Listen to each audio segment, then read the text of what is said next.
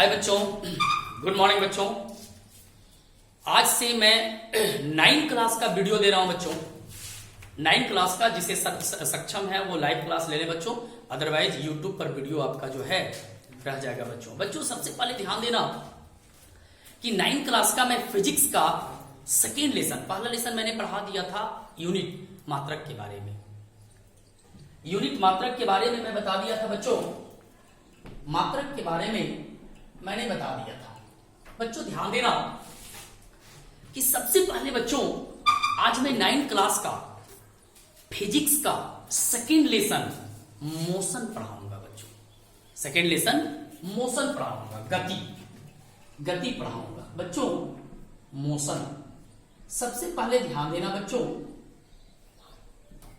ये जो आपका मोशन है, गति, कहता है मेरे प्यारे बच्चों कि गति में जब कोई व्यक्ति दौड़ता है, चलता है, गाड़ियां चलती है, पक्षियां उड़ती है, ट्रेनें चलती है, ट्रेन पर बैठे हुए व्यक्ति भी रहते हैं, तो कब ये गति में होता है और कब ये विराम में होता है। तो एक गति आएगा और एक विराम आएगा। चर्चा मोशन में होगी विराम का और गति का। तो मेरे प्यारे बच्चों, ये जो गति है, ये जो आपका विराम है, ये वास्तव में गति और विराम है क्या? तो सबसे पहले ध्यान देना कि अगर कोई व्यक्ति, जैसे नरेश सर मान लिया जाए कि गांधी स्कूल के लिए दौड़ रहे हैं, कन्हैया स्कूल के लिए दौड़ रहे हैं, गति कर रहे हैं, समझ जाइए बच्चों ये आपका गति हो गया। लेकिन अगर नरेश सर चुपचाप खड़े हैं, न इधर जा रहे हैं न इधर जा रहे हैं, विस्थापित नहीं हो रहे हैं, समय के अनुसार नहीं बदल रहे हैं, तो बच्चों ये विराम हो गया, ये विराम कहलाता है। तो अगर कोई वस्तु समय के अनुसार बदलता है, समय के अनुसार परिवर्तित होता है उसका स्थान, वो गति होता है। और जो व्यक्ति समय के अनुसार उनकी स्थान नहीं बदलती है, एक ही जगह रहती है, वो आपका विराम हो गया बच्चों। ध्यान देना, विराम का मतलब कि जो अस्थिर है, समय के अनुसार नहीं बदलता, और गति में, गति का मतलब जो समय के अनुसार बदलता है। तो गति के बारे में जाने में बताना चाह रहा हूं कि गति, आज मैं बताऊंगा छोटा मोशन, बोले तो गति है बच्चों कि यदि कोई वस्तु, यदि कोई पदार्थ या यदि कोई वस्तु किसी निश्चित बिंदु से उस समय के अनुसार अगर परिवर्तित होता, उनका स्थान समय के अनुसार बदलता है, वो आपका गति हो गया, मोशन हो गया।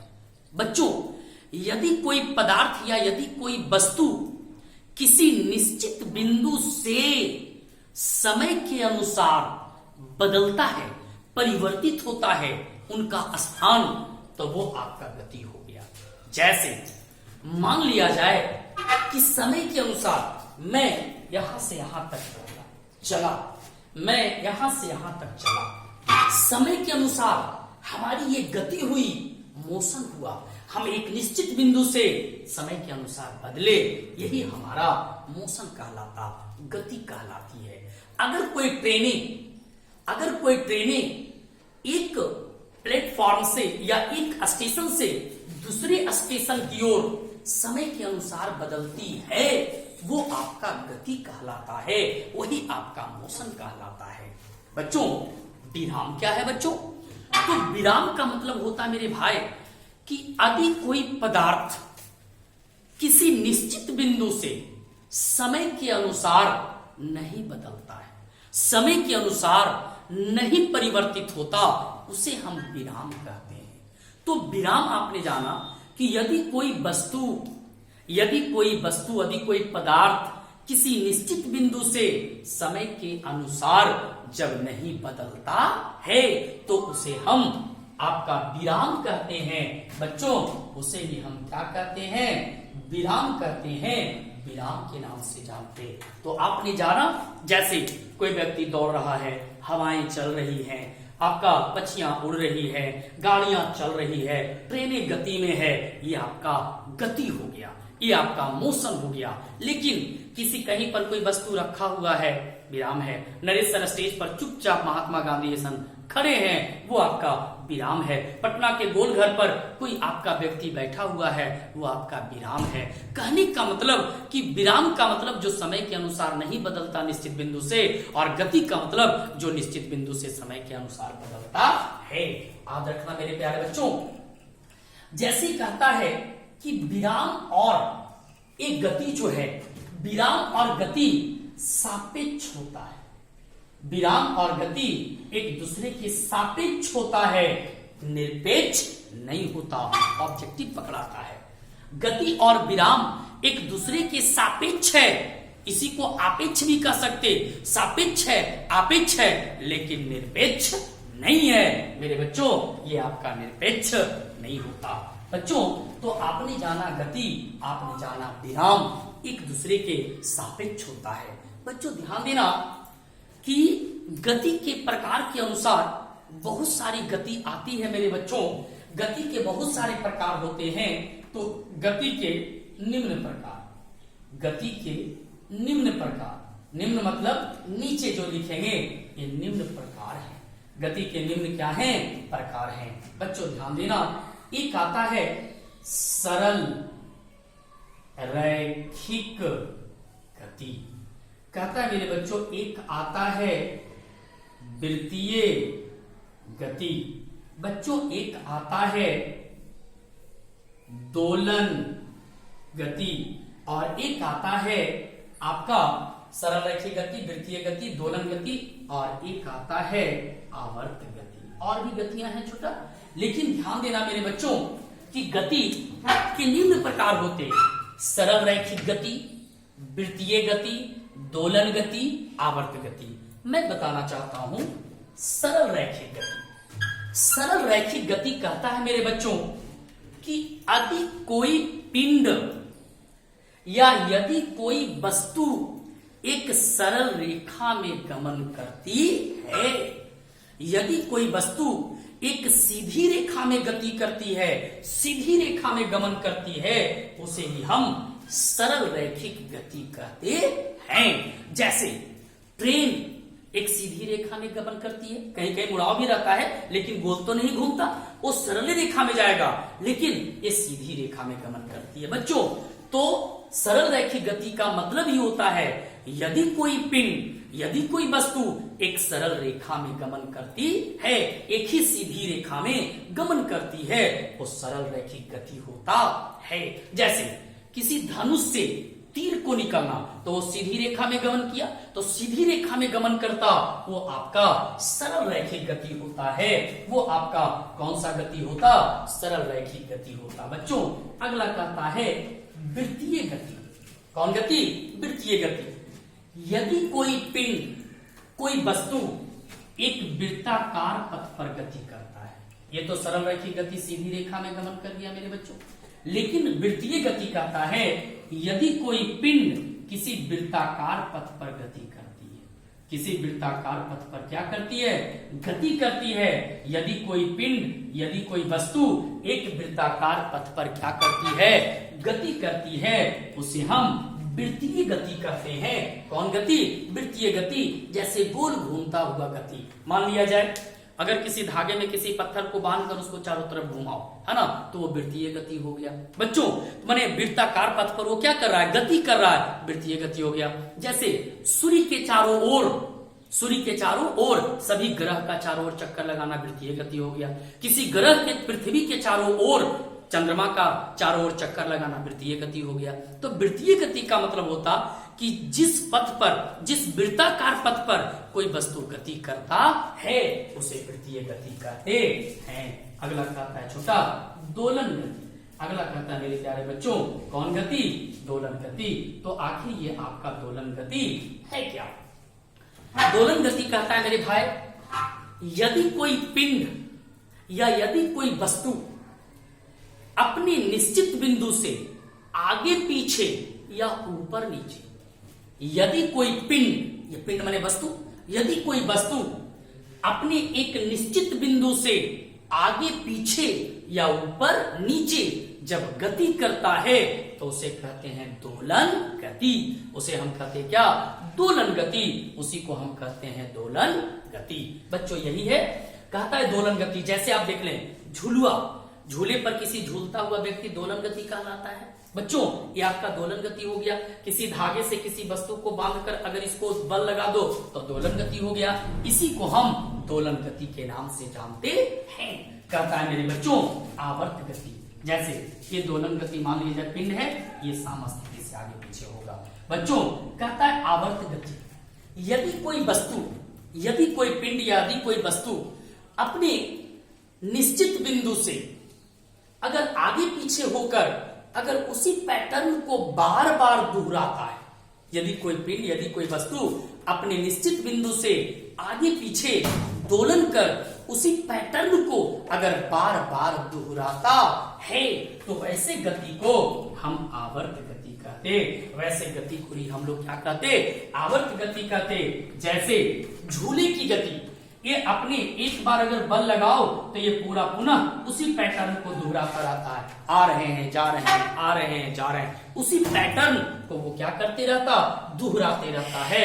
उसे हम आवर्त गति कहते हैं। जैसे झूले की गति आवर्त गति कहलाता। कौन गति कहलाता? आवर्त गति कहलाता। बच्चों यही कहता आपका गति का वर्णन। बच्चों ध्यान देना, इसमें एक टर्म आता है सदिश राशि और अदिश राशि। भौतिक राशि को दो वर्गों में बांटा गया, एक सदिश में और एक अदिश में। एक सदिश राशि और एक क्या? अदिश राशि। तो बच्चों चर्चा करते हैं सदिश राशि का। सदिश राशि चर्चा करते हैं हम लोग छोटा सदिश राशि। बच्चों कौन राशि? सदिश राशि। तो ध्यान देना कि सदिश राशि क्या है। भाई सदिश राशि कहता है कि वैसी राशि जिसमें परिमाण तथा दिशा दोनों उपस्थित हो, मतलब परिमाण के साथ साथ दिशा का भी ज्ञान हो, उसे हम सदिश राशि कहते हैं। वेक्टर क्वांटिटी कहते हैं। वेक्टर क्वांटिटी के नाम से जानते हैं। इसी को हम सदिश राशि कहते हैं। सदिश राशि कहता है मेरे बच्चों कि सदिश राशि में परिमाण भी रहता है। सदिश राशि में परिमाण और दिशा दोनों का ज्ञान होता है। परिमाण और दिशा दोनों का क्या होता? ज्ञान होता है मेरे बच्चों। ये आपका दिया गया दिशा। तो ध्यान देना मेरे भाई कि परिमाण के साथ साथ दिशा का भी ज्ञान होता है। सदिश राशि कौन राशि? सदिश राशि जिस राशि में परिमाण के साथ साथ दिशा का भी ज्ञान हो। जैसे परिमाण, परिमाण का मतलब क्या है कि आपका रिजल्ट। कोई व्यक्ति अगर छत पर से कूदता है तो परिणाम तो तय है, या तो पैर टूटे या हाथ टूटे या जय हिंद जय भारत हो जाए, परिणाम तो होगा। लेकिन दिशा भी है कि छत पर से सीधे वहीं नीचे आएगा। दिशा जैसे परिणाम, हमें गांधी स्कूल जाना है तो गांधी स्कूल हम अगर पहुंच गए तो परिणाम ये हुआ कि मैंने पहुंच गया। लेकिन दिशा कि जाने का निश्चित दिशा हो, ध्यान, यहां से बस स्टैंड पहुंचेंगे, बस स्टैंड से हम लोग लेफ्ट लेंगे, थाना रोड जाएंगे, थाना रोड से सीधे जाएंगे तो बाएं साइड दाहिने साइड देखेंगे कि आपका गांधी स्कूल का बोर्ड लगा हुआ है। बच्चों तो ये कहता तो दिशा भी हो और परिणाम भी हो। परिणाम का मतलब होता है छोटा रिजल्ट। परिणाम का मतलब होता है क्या? रिजल्ट। तो परिमाण के साथ साथ किसका? दिशा का भी ज्ञान हो, उसे हम सदिश राशि कहते हैं। जैसे हम जानते हैं छोटा कि बल एक सदिश राशि है क्योंकि इसमें परिमाण के साथ साथ दिशा का भी ज्ञान है। जैसे कहता है विस्थापन, जैसे कहता है संवेग, जैसे कहता है त्वरण इत्यादि, ये सभी जो है बल, विस्थापन, वेग, है ना, फिर आपका संवेग, जैसे कहता है वेग, फिर आपका संवेग, त्वरण, ये सभी आपका सदिश राशि है। सभी वेक्टर क्वांटिटी है। तो वैसी राशि जिसमें परिमाण के साथ साथ दिशा का भी ज्ञान होता है उसे हम सदिश राशि कहते हैं। जैसे बल, विस्थापन, संवेग, वेग, त्वरण इत्यादि सभी सदिश राशि, क्योंकि सभी में परिमाण के साथ साथ दिशा का भी ज्ञान होता है। लेकिन अब चलते हैं बच्चों, कहता है अदिश राशि, कहता है अदिश राशि, स्केलर क्वांटिटी। अदिश राशि जिसे कहते हैं स्केलर क्वांटिटी। किस कौन क्वांटिटी? Scalar quantity. अदिश राशि जिस राशि में सिर्फ परिमाण हो, दिशा का ज्ञान न हो। परिमाण मतलब हमें रिजल्ट होगा, लेकिन ये दिशा का ज्ञान नहीं है। जैसे चाल, हम कहीं भी चल रहे हैं, मैं यहां भी चल रहा हूं, ये भी मेरा चाल है, मैं यहां चल रहा हूं, ये भी मेरा चाल है। मैं पानी में भी चल सकता हूं, मैं आपका आरी आरी पर भी चल सकता हूं, पगडंडी पर, रास्ते पर भी चल सकता हूं, रोड पर भी चल सकता हूं, छत पर भी चल सकता हूं। बहू, हम कहीं भी चल सकते हैं। परिणाम तो है कि हमने चला, लेकिन कोई दिशा का ज्ञान नहीं। जरूरी है छतवे पर चलेंगे? नहीं, मेरी मर्जी, हम अरिये अरिये चलेंगे, अरियठवे पर चलेंगे।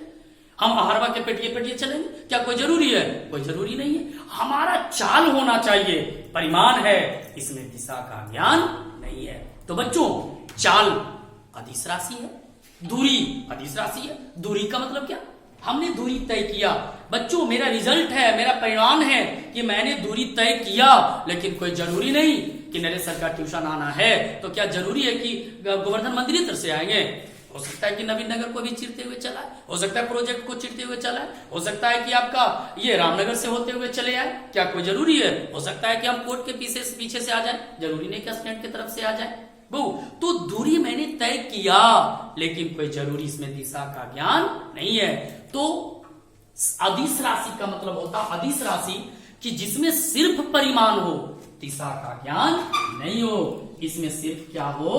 परिमाण हो। इसमें सिर्फ क्या हो? परिमाण हो। इसमें दिशा का ज्ञान न हो, उसे हम कहते अदिश राशि। जैसे कहता है चाल, जैसे कहता द्रव्यमान, जैसे कहता है आपका दूरी, जैसे कहता आपका घनत्व, है ना, जैसे कहता आपका क्या? घनत्व, इटीसी बहुत सारे चीज वैसे हैं, है ना। आपका दाब है, ताप है, सब अदिश राशि है, लिख सकते हो। जैसे आपका दाब, जैसे आपका ताप, इटीसी इत्यादि, ये सभी क्या है? अदिश राशि है। इसमें सिर्फ परिमाण है, दिशा का ज्ञान नहीं है, इसलिए ये आपका अदिश राशि शो करता है।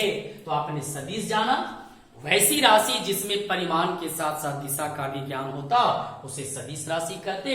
और आपने अदिश भी जाना कि वैसी राशि जिसमें सिर्फ परिमाण हो, दिशा का ज्ञान नहीं हो, उसे अदिश राशि कहते हैं। यही अदिश राशि। चाल, द्रव्यमान, दूरी, घनत्व, दाब, ताप इत्यादि बहुत सारा है। सदिश में क्या है? आपका बल, विस्थापन, वेग, संवेग, त्वरण, ये सभी सदिश राशि है बच्चों। तो आज ये 9th क्लास का फर्स्ट वीडियो, फिजिक्स का सेकेंड लेसन का ये आपका पहला वीडियो है बच्चों। धन्यवाद, बाय बच्चों।